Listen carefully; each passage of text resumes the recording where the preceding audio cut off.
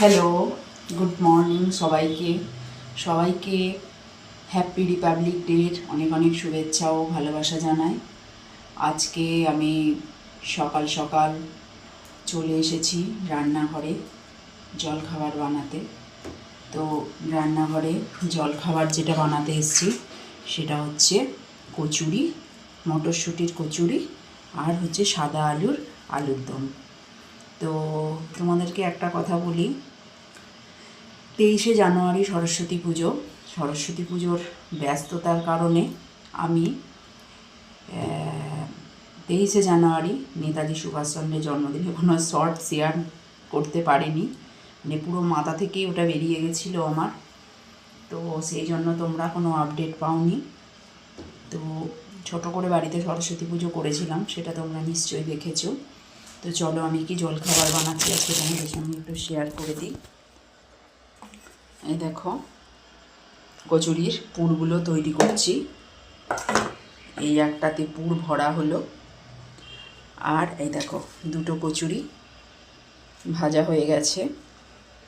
আর এখানে দেখো সাদা আলুর দম। এখানে কড়ায় তেল গরম করতে দিয়েছি, তেল গরম করা হয়ে গেছে।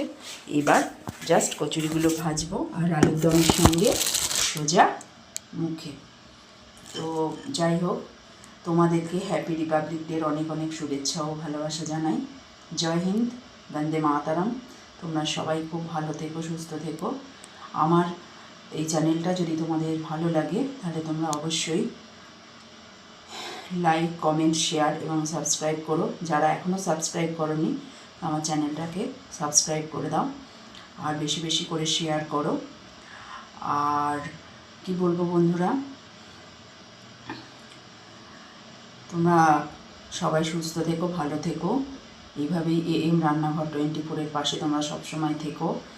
AM রান্নাঘর 24 তার ছোট্ট মিনি ব্লগে তোমাদের সকলকে স্বাগত জানাই। তো আজ এইটুকু বলি আমার এই ছোটো মিনি ব্লগটা আমি শেষ করছি। তো thanks for watching to my video and thank you so much. আমার এই চ্যানেলটা ভালো লাগলে তোমরা অবশ্যই শেয়ার করো। আবারও বলছি, যারা এখনও সাবস্ক্রাইব করোনি সাবস্ক্রাইব করে দিও। আর আমার একটু AM রান্নাঘর 24-এর পাশে থেকো সবসময়। সো টাটা বন্ধুরা, সবাই ভালো থেকো, সুস্থ থেকো।